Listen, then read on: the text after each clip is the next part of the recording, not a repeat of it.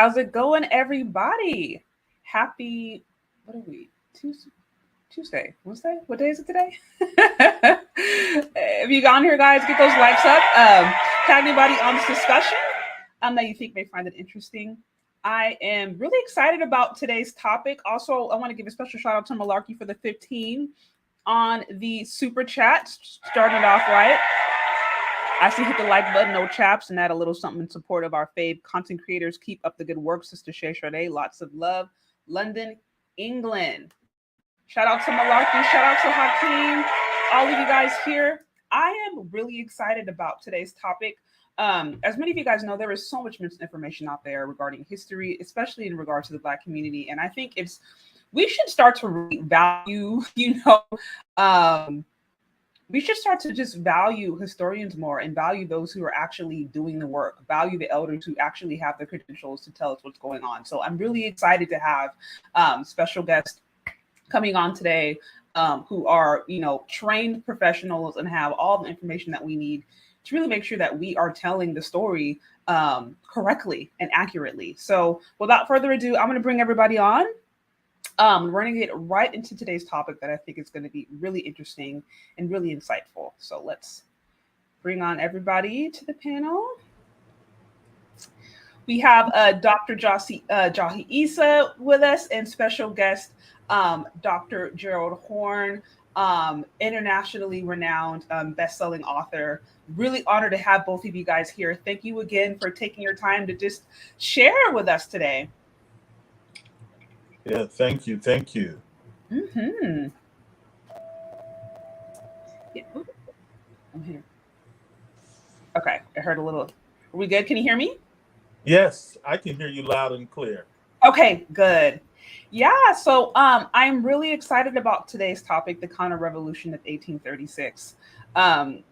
Really, I have a few questions of my own, but I just want to put my listening ears on and listen to the professionals before I start asking. So I didn't know if you had anything, Dr. Jahi Issa, you wanted to leave with the audience before we get started into the conversation. Yeah, I'll just jump right into it. How are you doing, Professor Horne? Hey, it's all good. All right, I'm broadcasting live from St. Louis, Missouri. I'm actually at the Library of Washington University. Yeah, so this audience, they are a little familiar with historical topics that are not generally brought up in the public. I've appeared on this show a few times. I just want you to tell the audience where you're from. Where were you born and raised? I was born and raised in St. Louis, Missouri. Nowhere near Washington University, though, by the way. I'm almost certain. For those who don't know, Washington University is a Ivy League school, and I'm sure what Dr. Horne is referring to is that during that period, I'm almost certain there weren't many Black people. Not many Black people were even allowed to attend this school, not yet walk across the campus. I'm afraid so. So where did you go to high school at in St. Louis? I went to high school at Beaumont High School. You went to Beaumont? Yeah, it's near Fairground Park. So you went to a public high school? Of course. Oh, wow. Okay.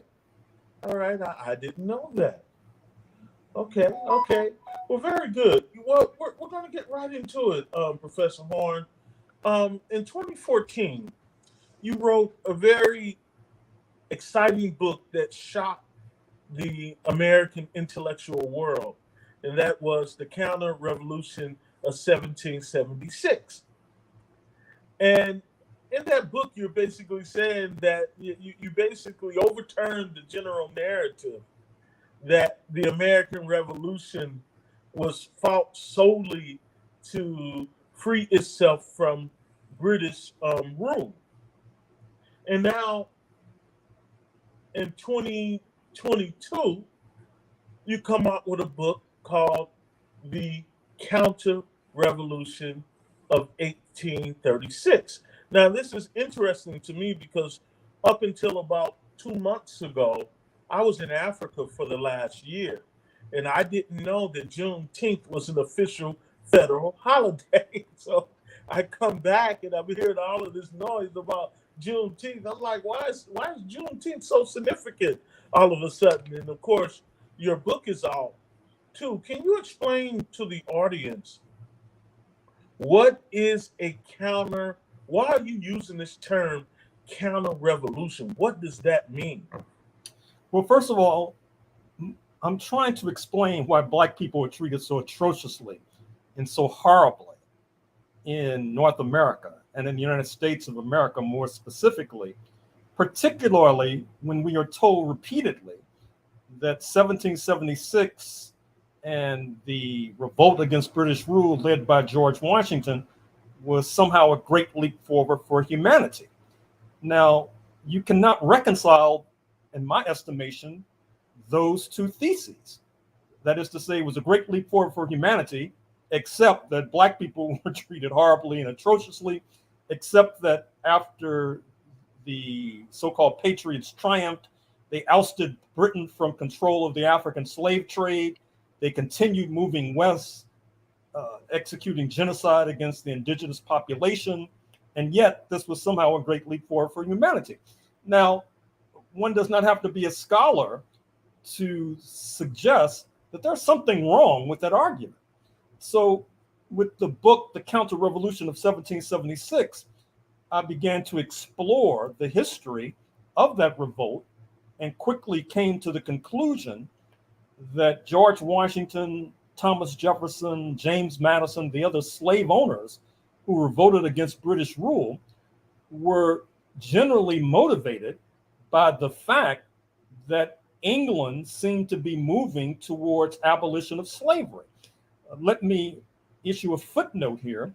Some of you are familiar with Gugu Mbatha Roy, the South African British actor. You may recall her first starring role was Belle, Belle. I recommend it highly. Directed by the British Ghanaian filmmaker Ama Asante.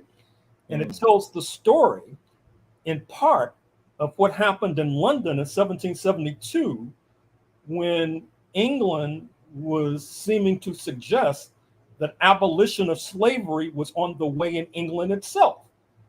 When that decision leapfrogged the Atlantic, it called into question the fortunes of George Washington and the other slave owners who had built a major fortune on the backs of enslaved Africans. I recommend that film, by the way. Don't sleep on that suggestion, that recommendation.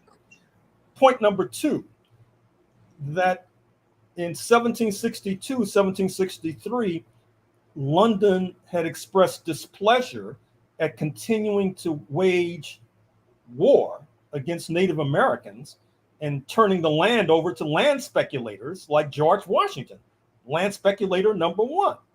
And so what I argue in the book that you referenced is that when the so-called patriots led by George Washington overthrew British rule, they were motivated by material factors, land and labor.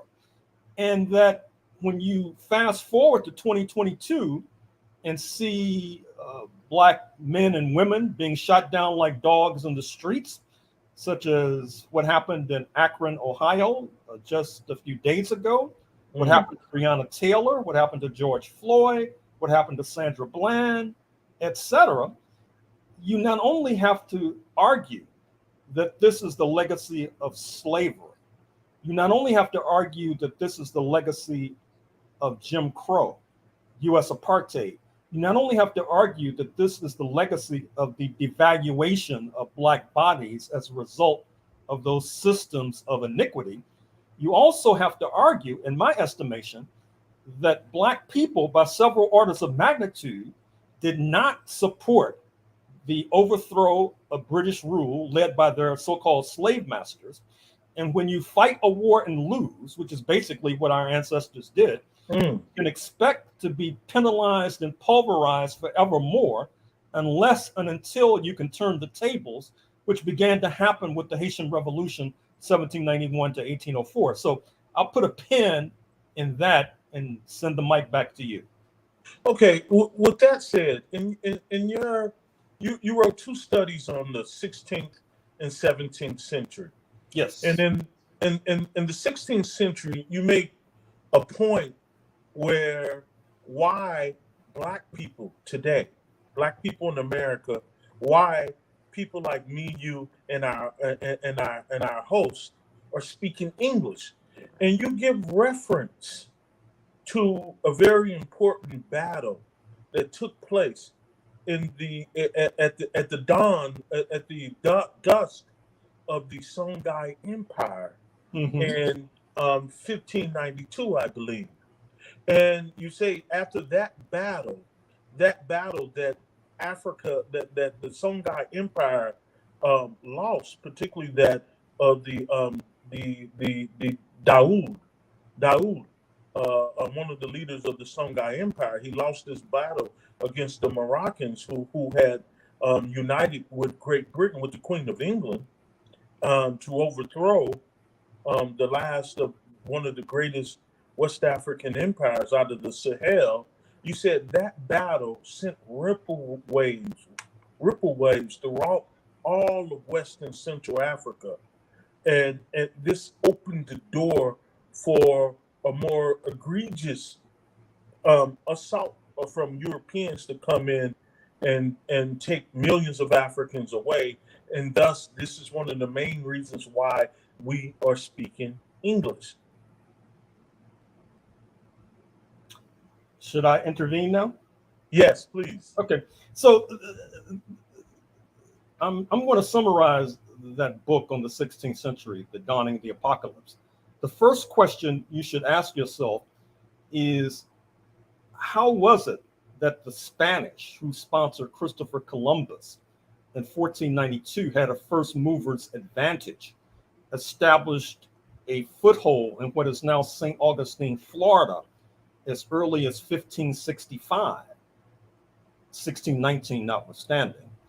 How was it that London came from behind to wind up controlling the territory north of Florida and ultimately most of North America, north of Mexico? And so I tried to explain this, just to telescope this complicated argument, by looking at the rise of Martin Luther, not Martin Luther King, Martin Luther, the German cleric who broke with the Catholic Church in 1517 and helped to establish what was initially the Protestant sect. A footnote: most Black people in the United States not only are Christians, but are Protestants. But in any case, what happens is that the Protestant sect, as it was then called, sweeps through England. I'm sure you know the story of Henry VIII. There's actually a Broadway play that comes out of Chicago called Six, about all the wives he had, because he was trying to find a spouse who would provide him with the kind of child that he wanted, shall we say. Right. And so and then he couldn't get a divorce from the Catholic Church. So he breaks with the Catholic Church, joins the Protestant sect. That leads to a cycle of religious wars. The English at the same time want to join in the colonial feast that's unfolding in North America, as the Spanish are getting fabulously and filthily wealthy by looting Mexico, looting Peru, looting Cuba, etc. And so what's interesting is that this is an era of religious conflict. Mostly we're talking about Protestant versus Catholic, bloody religious wars between these two forces. The Protestants are on the defensive.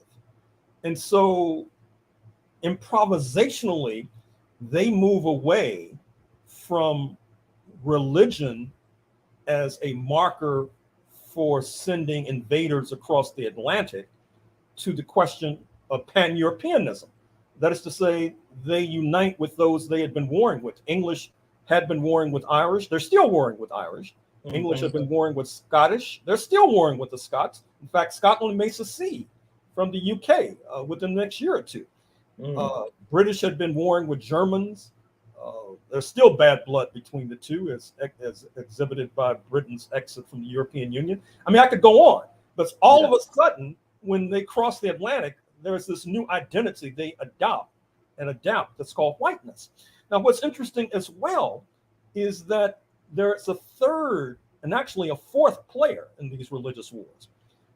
The third player is the Jewish community. And what happens is that in 1492, you not only see the Spanish sponsor Columbus, they also continue the persecution of the Jewish community. So they're fleeing for their lives as well. Many of them wind up in the Protestant countries, speaking of London, speaking of England, speaking of Holland, for example. And of course, some of the major invaders who crossed the Atlantic in the 16th century happened to be Jewish. But the other major force, of course, are the Muslims. Probably the most powerful force then, Catholic Spain set aside, were the Ottoman Turks, who were Muslims. And so what happens is that the Ottoman Turks have a bone to pick with the Catholics. In fact, just as we know that in 1453, the Muslims had ousted the Christians from what is now Istanbul, turning churches into mosques, a major turning point in history. And in fact, the Spanish, one of the reasons why they were sending Christopher Columbus across the Atlantic in 1492, 4 decades later, because in a sense, they were fleeing from the onrushing Muslims. And in fact, the war whoop of the Muslims was to seize the Vatican itself and turn the Vatican into another Muslim citadel. And so what happens is that the Protestants basically cut a deal with the Muslims and vice versa against the interests of the Catholics. As I say in that book, and this is something for people to chew on, as China and the United States are on the verge perhaps of a major conflict as we speak, China got into the position that it's in today by cutting a deal with the United States 50 years ago against, just like the Protestants cut a deal against fellow Christians. Speaking of the Catholics in Spain, communist China cut a deal against fellow communists in Moscow, and now is a superpower and a juggernaut, and may be coming in for the devastating blow against the nation that sponsored it. And so to get to 1591, that's the year that you're referring to. Yes. What happens is that once again, you see the Protestants and the Muslims, they gang up against the Songhai Empire, the major political force in that part of Africa. You might have seen the article in the New York Times a few weeks ago about the thousands of pages of manuscripts coming out of the Songhai Empire that it will be a feast for historians for decades to come. The book by NYU historian Michael Gomez, African Dominions, is based in part on some of those manuscripts. In any case, 1591, the defeat of the Songhai Empire, it sends ripples throughout Africa, softening up Africa for the onrushing African slave trade, which London then soars into the leadership of. Because I should have mentioned in my narrative another point, which is that since Spain saw religion as the major marker of society, in Cuba, Havana, when it is formed by colonizers from Spain approximately 500 years ago, there were African conquistadors, because if you profess Catholicism, you could be a conquistador and be part of the elite. Obviously, under the system of race, that's next to impossible. And now, of course, let me fast forward to the book at hand, the Counter-Revolution of 1836, because what kicks off the episode that I describe in this book is that a president of African descent in Mexico, Vicente Guerrero, circa 1829, spearheads the abolition of slavery. Now, keep in mind, you have a black president in Mexico 200 years before Barack Obama. Yes. In part because religion was the major marker, which is not to say that racism was absent. It's just like when you have racist the major marker, it doesn't mean the religious bigotry is absent, because you had burning down of Catholic churches in Philadelphia in the 1830s. I mean, you had anti-Semitism, but any black person in the United States knows that the major marker of society is race and racism.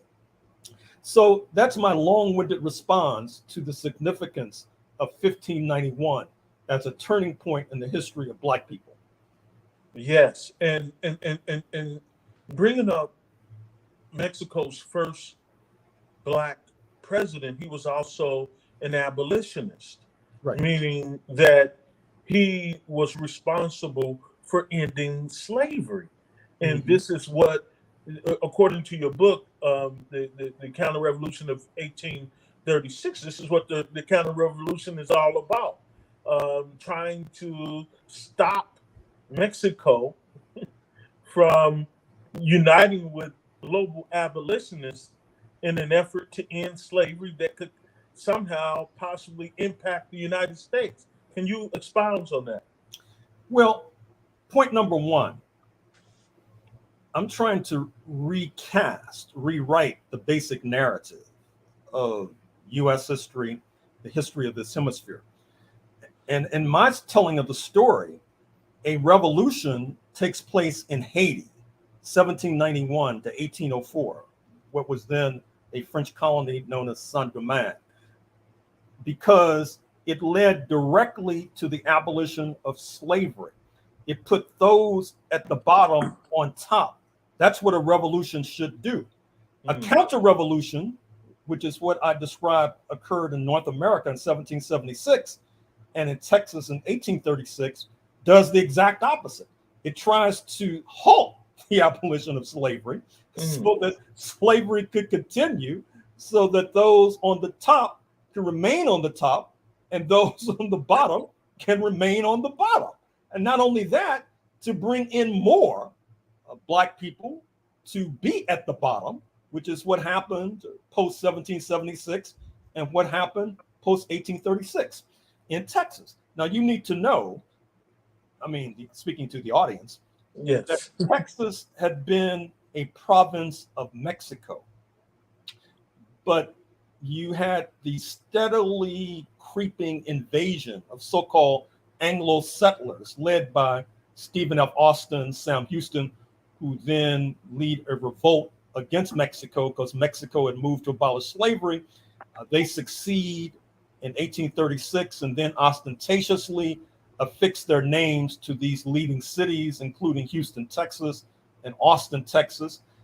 1836 to 1845, Texas is an independent country. It becomes one of the major slave trading nations on planet Earth.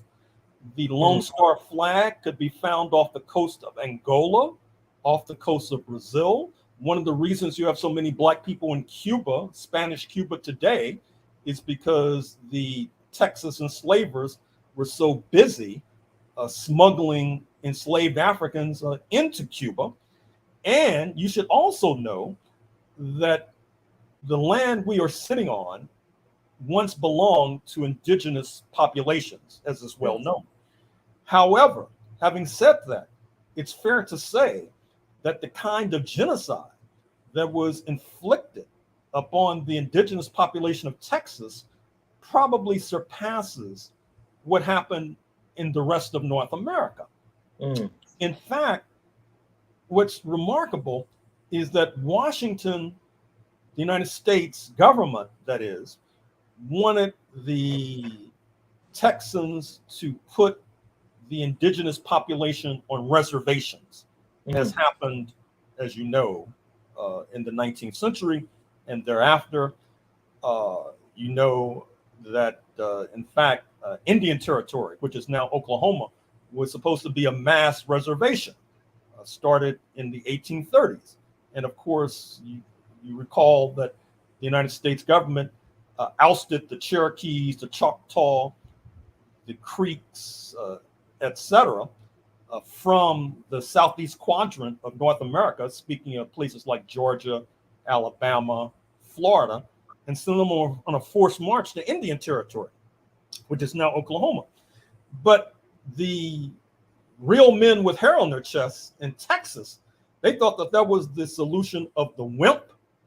They did not want reservations. They wanted liquidations. And so they systematically liquidated.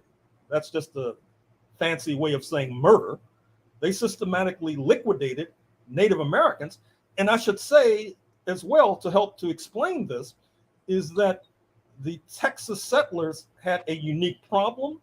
Not only did they border an abolitionist state, speaking of Mexico, which was in a diplomatic alliance with Haiti, but also enslaved Africans could stroll across the border to freedom in Mexico, which they did by the thousands, which infuriated the settlers, mandating that the settlers, in their estimation, to wage war against Mexico and to denude Mexico of territory. And you should also know that the Comanches and the Apaches were some of the most fierce fighting forces of all the Native Americans, which helped to generate the genocide inflicted against them. And then you had the Caddo, C-A-D-D-O, who had an interlocking directorate with Black people, which helped to make them a fearsome fighting force as well. So the Texans had their hands full. From their point of view, speaking of the settlers, the only option was liquidation. And so is this where we get this concept of squatter sovereignty? Well, right. After they liquidate these people, they just squatter on Mexico's land and just simultaneously or systematically take Texas and subsequently Nevada and New Mexico and California, from which our host is coming from? Well, what's interesting about the United States, I mentioned a moment ago the formation of Indian territory. And what's remarkable there is that the Cherokees in particular, who were heavily in Georgia, today's Georgia, they tried to assimilate. They became Christians. They dressed like the settlers. They became plantation owners. They enslaved Africans. They lived in mansions. They still had to go. As a matter of fact, I describe a process which I call roughhouse Airbnb, where the European settlers would just invade the home of these Cherokees and say, you folks got to go. And they would move in, basically. And so what happens is that you not only have that process of land grab, but as you suggested, a good deal of the territory of the United States used to belong to Mexico.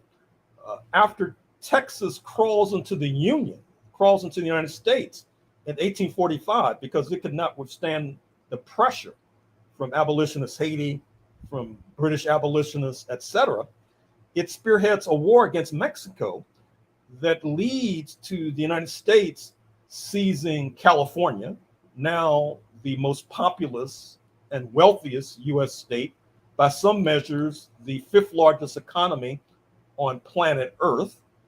And what's remarkable is that they not only seize California, as you suggest, a good deal of the Southwest and West, Arizona, New Mexico, Colorado, et cetera. And so as a result, and you have a lot of bitter feeling, to put it mildly, in Mexico to this very day, because they feel that the United States did them wrong.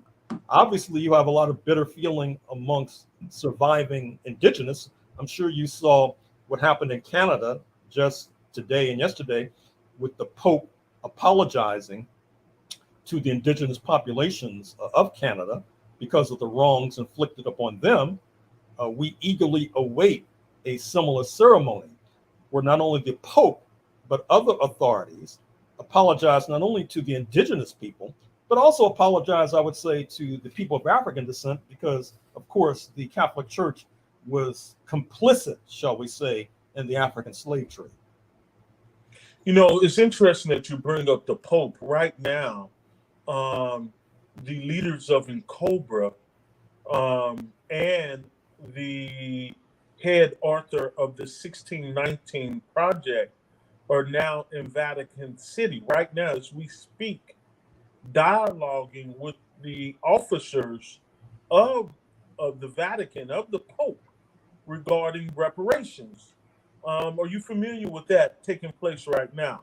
And NCOBRA right now is in Vatican City, having having numerous conversations regarding reparations with the officials of the Pope.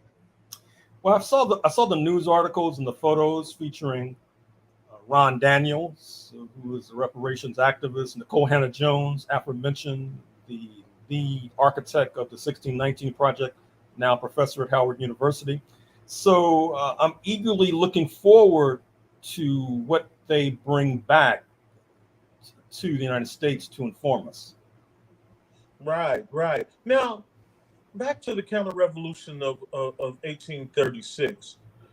You mentioned later on in the chapter, you bring up the world-renowned scholar W.E.B. Du Bois, in whom you write a brilliant biography on. I think your biography is much better than Leverton Lewis, right? But because in his initial biography on Du Bois, he leaves out the fact that Du Bois travels to Ghana and dies.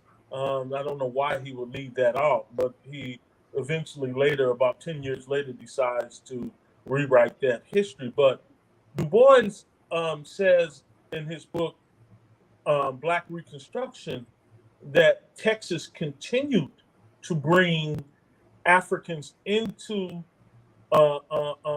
the into Texas, mainland Texas, long after the end of the illegal slave trade. Can you talk about that a little? Well, Texas, the settlers were manic enslavers. It's no accident that today Texas has the largest Black population in the United States of America. You should also know that during the U.S. Civil War, 1861 to 1865, when the enslaving class tried to overthrow the United States government because they thought that the United States government was trying to limit the expansion of slavery throughout North America, what happens is that Texas is the state that's least damaged by the ravages of war. As you know, Georgia was devastated, South Carolina was devastated, Virginia was devastated. And so what happens is that this Juneteenth notwithstanding, and I'm not sure if we'll have time today, but your audience should know that with all modesty, the most up-to-date analysis of the origins of Juneteenth can be found in this book, The Counter-Revolution of 1836. But in any case, even in previous books, I was talking about how after the United States supposedly had abolished their role in the African slave trade, which supposedly was 1808, that you had Congolese being smuggled into Galveston, for example. Even after Juneteenth, even after the official abolition of slavery, or the formal abolition of slavery, I should say, June 19th, 1865, if I may use that date, you still had enslavement of Africans, and you still had smuggling of Africans. Because what's interesting about Texas is that no Black person on planet Earth could be safe from the snares of Texas enslavers. That is to say, a ship with the Lone Star flag might sail into Jamaica, say in 1850. And actually, there are cases of this that are documented in the book. And some Black person happens to be walking along the pier in Kingston, and the enslavers snatch him. And the next thing you know, they're working on the cotton fields of East Texas. So these folks in Texas were clearly out of control. And one of the reasons why the subtitle of this book is The Roots of U.S. Fascism is because these folks here are still out of control, and they have some rather dire and dastardly plans I'm afraid to say, for Black people, the largest Black population in the United States of America. And if we don't get our act together, we may be, and I say this in all seriousness, looking back to slavery as the good old days. Wow. Well, I want to see if anybody in the audience have any questions. Chaz, does anybody have any questions? Yes, sorry, I was taking some notes here. Oh, okay. You have questions. Go ahead. Yeah, I lost it. You on. If any of you guys have any questions, feel free to drop it down in the chat box. We have a few minutes now. I was kind of curious on the last statement that you made, and it's okay. The connection between fascism, I guess, that happened previously and what's going on today. Would you be able to expand upon that a little bit more and what you think that's going to mean for Black America? Well, I hate to paint dire scenarios because we're not there yet. But at the same time, I feel responsible to outline scenarios that could take place. Now, I'm sure your audience recognizes what happened with regard to fascism in Europe in the 1930s and the 1940s. There was a genocide systematically inflicted. Some in your audience may know that a few decades earlier, in what was then called German Southwest Africa, today's Namibia, some of the same perpetrators of genocide in Central and Eastern Europe in the 1930s and 1940s were perpetrating genocide at the beginning of the 20th century in Namibia, German Southwest Africa, inflicted against the Guerrero and the Nama people. In fact, there's an ongoing debate and contestation between the government of Namibia and the German government about reparations. Yes. Now, once again, entering into the realm of speculation, which I hate to do, the fact of the matter is that with the growth of robotization and artificial intelligence, with the realization that there has long been a design to oust, deport most Black people, get rid of most Black people. In fact, you may know that post 1865, even Abraham Lincoln, particularly Abraham Lincoln, the idea was emancipation, then colonization. That's to say, we barely escaped being shipped en masse to the Dominican Republic, being shipped en masse to Brazil. But the problem was nobody would take us. And so that's one of the reasons why we're still here. And so to a certain extent, you have a lot of fear and hatred of the Black population of the United States, combined with this growing notion that we represent surplus labor that's hardly needed in light of the growth of robotization and artificial intelligence. And so, once again, I'm a historian. I like to deal with facts of what happened as opposed to speculating as to what might happen. But since you asked the question, there it is. Okay. Very interesting. Sidney Wilhelm in his book, Who Needs the Negro, deals with that extensively. Wow.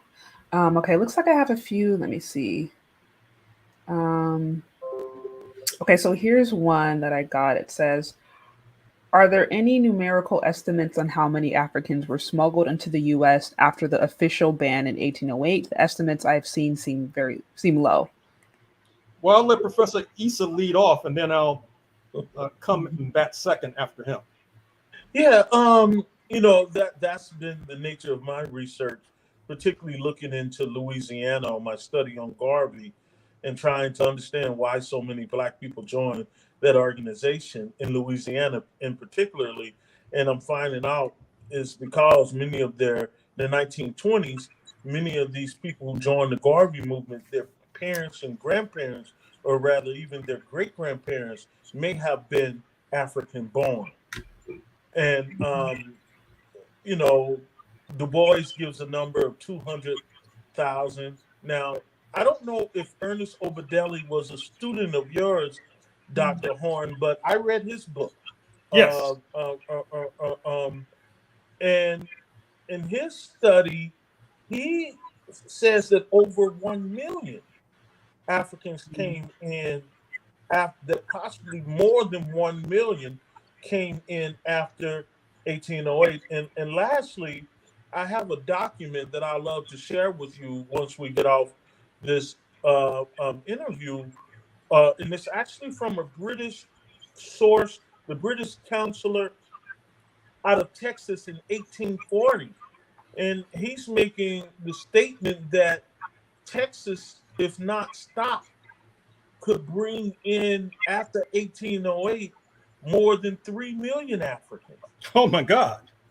Yes, this is, I mean, he's saying wow. Texas is the center for the illegal slave trade. Wow, I didn't know that. Let me just issue a footnote, which Very is that historians play a kind of game when it comes to answering this kind of question. For example, the question is, how many Africans were smuggled into the United States? That's the question. So the historians, they would look at Texas, which is an independent country, between 1836 and 1845.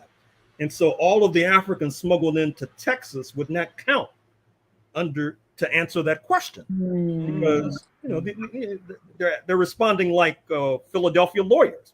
So you asked about Africans smuggled to the United States, not into North America. Right. Wow. Very interesting. Wow. So you're saying when they make those estimates, they are purposefully leaving Texas out because of who they were at the time that was going on. Well, yeah, and of course, if you were to press them, you would say, well, wait a minute. Texas was a part of the United States. The guy asked a question about the United States. So literally, I'm answering the question that's asked, which is what a lawyer will always tell you to do. Okay. Fair. And that's the one way they get around what's actually gone on. Okay, so it looks like I have a few other in here. There's kind of a lot to shift through here. Guys, I'll do my best to get through as many as possible. If you have any specific ones, what helps is sending in a super chat so I can identify, but I'm just gonna have to do it randomly for now. Let's see, what's another one we got?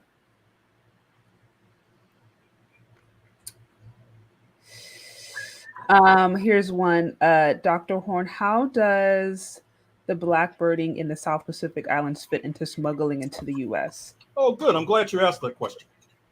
Because I wrote an entire book about that. Oh. The White Pacific, U.S. imperialism and black slavery in the South Seas after the U.S. Civil War.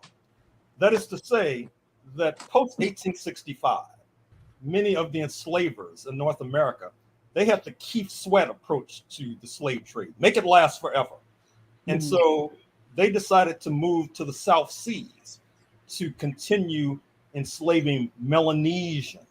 Melanesians, if you've seen the pictures, I remember when I went to Fiji doing this book, the Melanesians, of course, the anthropologists tell us that they might have migrated from East Africa millennia ago, but they have the sort of hair that I have and that you have and that our eminent professor used to have. But so I remember when I was there in Fiji, I was thinking to myself, I hope the Johnson Products in Chicago doesn't find out about this place. They'll come out here and do an advertising campaign, have all these Negroes straightened in there. But in any case, so what happens is that these U.S. enslavers, they move to the South Seas. They start enslaving Melanesians, taking them to Queensland, Australia in particular. And you also have a number of New Zealanders involved. As a matter, I was watching a documentary about New Zealand. One of the top blackbirders, as they were called, enslavers of Melanesians, Bully Hayes. He's one of the characters in my book. He's considered a hero in New Zealand.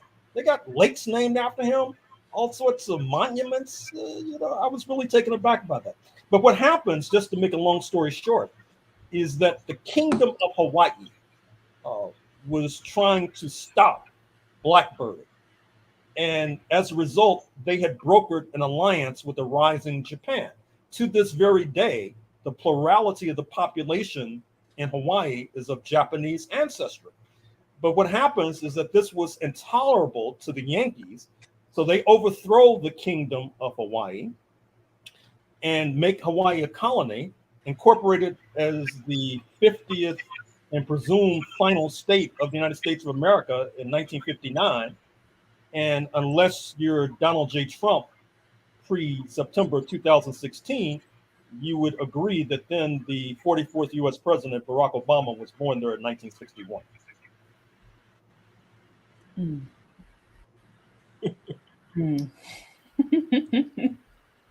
See some comments down in here. Oh man, that's a. And you said you have a book. What's the name of the book specifically? That's related. White Pacific. Obviously, it's a play on the Black Atlantic, right? Okay. Yeah, that sounds like that'd be really interesting. The White Pacific. Yeah, definitely check that out if you want more information. Thank you so much for sharing that. Dr. Horne, how many books do you have? How many peer-reviewed books have you published thus far? Probably about 3 dozen. Okay, so guys, if you guys really want the download, you know what to do. Oh man, yeah, I see Dr. Gerald Horne is the best historian in the world. We appreciate you guys for being here. I mean, this has been some great information for us.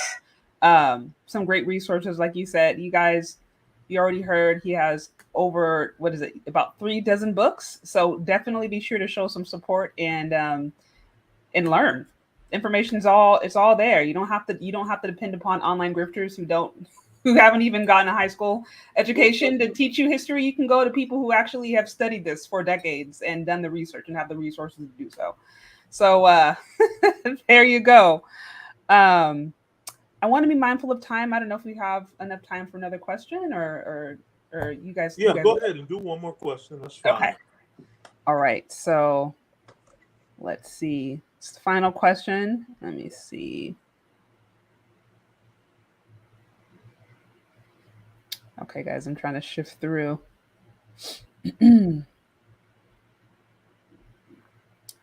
So I hear, okay, why do we really, let me see. I think this is, why do we rarely hear about the slaves that joined the British in the Independent War?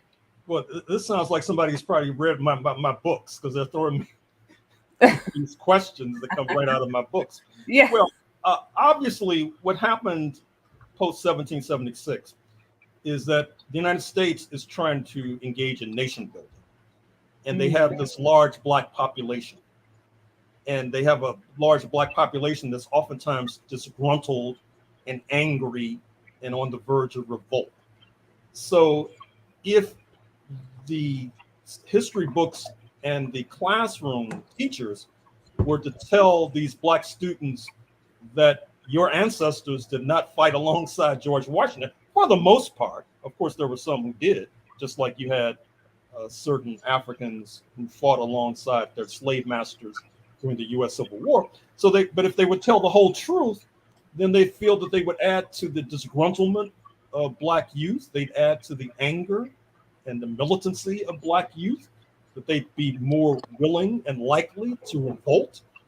And so rather than run that risk, they just keep that on the down low, as they say.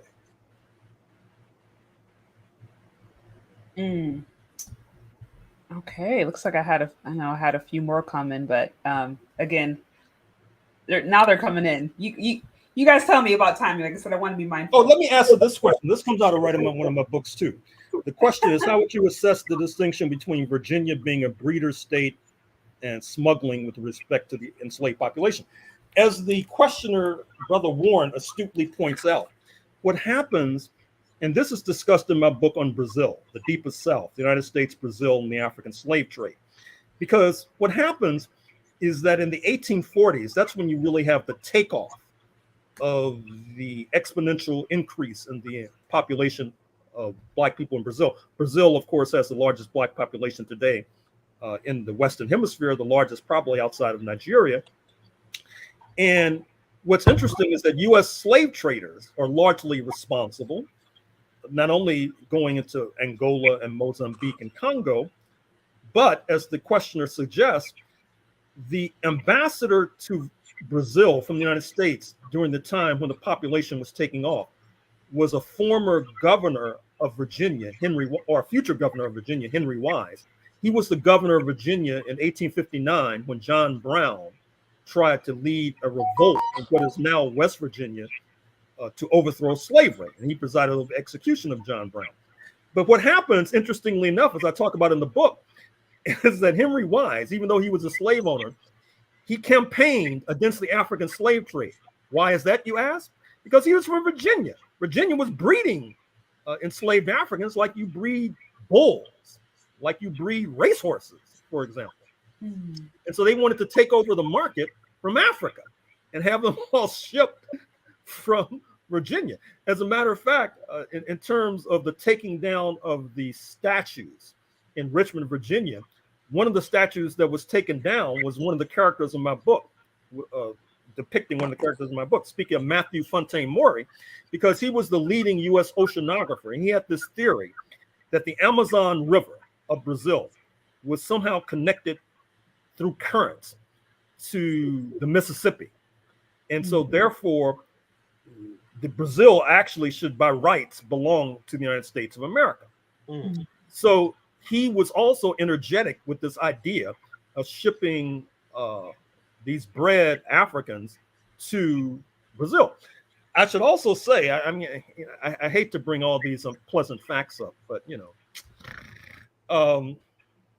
so what happens in Virginia is not only the breeding of Africans. What's happening in Virginia is also, since we know about the one drop rule, and we know about you could look like Hillary Clinton, but if you had the faintest African ancestry in the United States, that means you're black. And so what happens is that some of the slave owners get involved in the breeding too, I'm afraid to say. And indeed, there are certain cities in Virginia to this very day who have a plethora of lighter skinned Negroes, which is a legacy of that demented period. Yes, very familiar, very familiar with that. And of course, that creates a whole nother issue when it comes to now how, Africans with America interact, right? Some feeling more privileged because they have that light skin, some not, saying that they don't. That legacy creates just even more drama. I'm thinking of the constant topics I hear online about colorism and how Black women are, impacted by colorism. So Sister Shay, you have a U.S. accent. Where in the United States are your roots? Well, I was born in California, but my family, my mom's side, they come from Texas. Oh. And then my dad's side, from what I understand, Louisiana, some from Florida.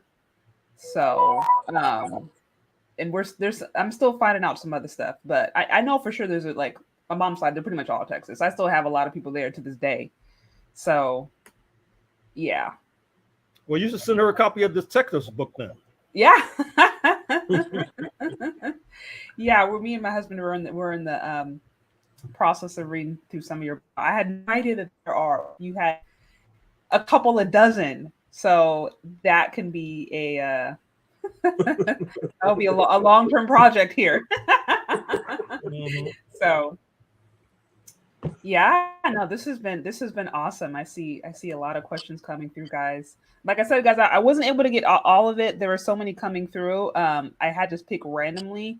Super chats always help, especially if there's a question that you guys want to be answered, because that way I can actually see it. Now I'm just kind of having. But how about this? Why don't you? My job today was just to introduce Dr. Horne to your audience, and I told them that this was an engaging audience, and now you have an opportunity to reach out to him on your own and have him on as much as he can come on.